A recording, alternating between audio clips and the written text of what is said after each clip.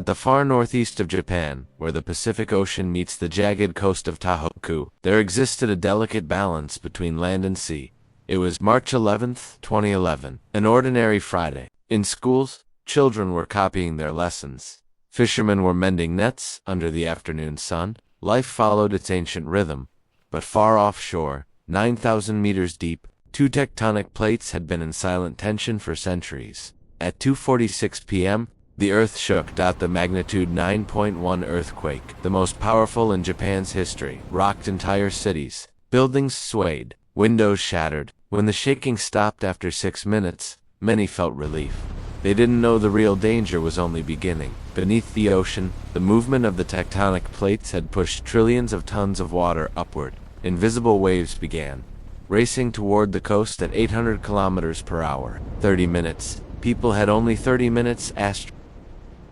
In the seismic monitoring centers, computers had already calculated the inevitable. Tsunami warnings began to sound all along the coast of Tohoku and the coastal villages. Sirens pierced the air, mechanical voices echoed from loudspeakers. Tsunami. Seek higher ground immediately. Some reacted instantly, abandoning their homes and running uphill. Others hesitated. The decision to hesitate would cost thousands of lives. At 3:15 p.m., 39 minutes after the earthquake, the sea seemed to be rising, not like a wave, but as if the ocean itself were lifting, a dark liquid wall advancing toward the shore. In some places, 3 meters. In others, 10. In the narrowest bays, 40 meters, the height of a 13-story building. The tsunami did not break like ocean waves. It simply swallowed the land. First came the small harbor boats, dragged inland like toys. Then the piers and docks disintegrated. The water rushed through the streets at an impossible speed. Cars were lifted and carried like leaves. Wooden houses were torn from their foundations, and the water kept rising. In Rikuzantaka, the waves swept away 70% of the city. More than 1,500 people vanished in minutes. The famous lone pine Ippon Matsu, which had survived for more than 300 years, stood surrounded by a sea of debris. When the water finally receded,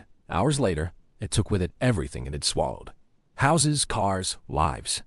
What remained was a visceral emptiness. In the first hours after the tsunami, survivors on higher ground looked down in silent shock. The cities they had known their entire lives had vanished. Where there had once been residential neighborhoods, there were now only fields of brown and gray debris, shattered wood, twisted metal, mud, and wreckage stretching to the horizon. Night fell. There was no electricity. There was no water.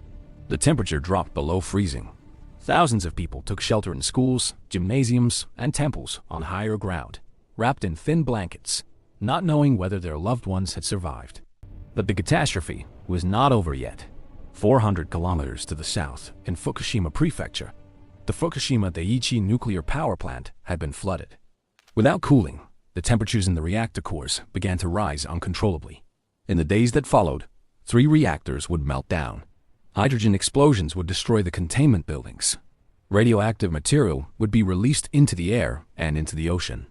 160,000 people left their homes, not knowing if they would ever be able to return. The natural disaster had turned into a nuclear disaster. 18,500 people dead or missing. 470,000 displaced. The most expensive natural disaster in human history. In the days after the disaster, something remarkable began to happen. Japan's self-defense forces mobilized 100,000 soldiers. Helicopters searched the wreckage. Ships delivered water and medical supplies. From all over the world, help arrived. Rescue teams from more than 100 countries came to Japan, along with tens of thousands of volunteers ready to clear mud, distribute water, or simply listen. But the reality was overwhelming. How do you rebuild when everything is gone? The answer came through small acts of human determination. In Kamashi, a fisherman found his boat battered but still afloat. He repaired it and went back to sea. When he returned with a box of squid, tears ran down his neighbors' faces, not for the food, but for what it meant. Life could go on. The same pattern spread across Tohoku. Businesses reopened in tents. Farmers replanted salt-covered fields. Teachers held classes under tarps. Reconstruction began with people refusing to give up, but painful debates followed. Some towns chose to move to higher ground. Others decided to build massive seawalls. And looming over all of this was Fukushima. Cleanup crews at the nuclear plant worked under unimaginable conditions, exposed to dangerous levels of radiation. 160,000 people had left their homes within a 20-kilometer radius of the plant, unsure if they would ever be able to return. The natural disaster had turned into a nuclear one, an added layer of trauma on a wound already far too deep. In the evacuation zones, entire towns were frozen in time. Abandoned shops with doors left open, cars coated in dust, streets empty and silent. Meanwhile, thousands of evacuees lived in temporary housing, small prefabricated units arranged in endless rows. 3 years after the disaster, the landscape of Tohoku was slowly changing. Fields of debris gave way to prepared ground. Foundations began to rise. Tsunami seawalls started to appear along the coast, some 12 meters high, made of solid concrete. From inside the towns, these walls completely blocked a view of the ocean, the same ocean that had given these communities their identity for centuries. For some, the walls meant safety. For others, they were concrete prisons. But no one could forget what the ocean had done. 4 years after the disaster, tsunami seawalls stretched along 400 kilometers of coast. Some rose 12 meters high, built from solid concrete to withstand waves up to 15 meters.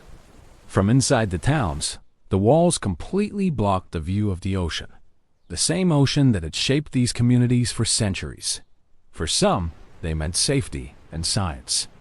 For others, they were concrete prisons that drained the soul of their cities. Reconstruction moved forward. New buildings replaced ruins. Roads were repaired. Bridges rebuilt.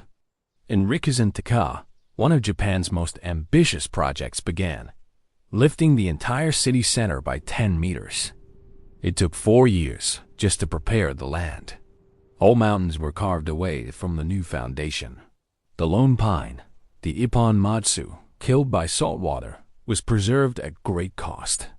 Its metal-reinforced silhouette now stands as a monument, a ghostly guardian over the reborn city. Memorials followed.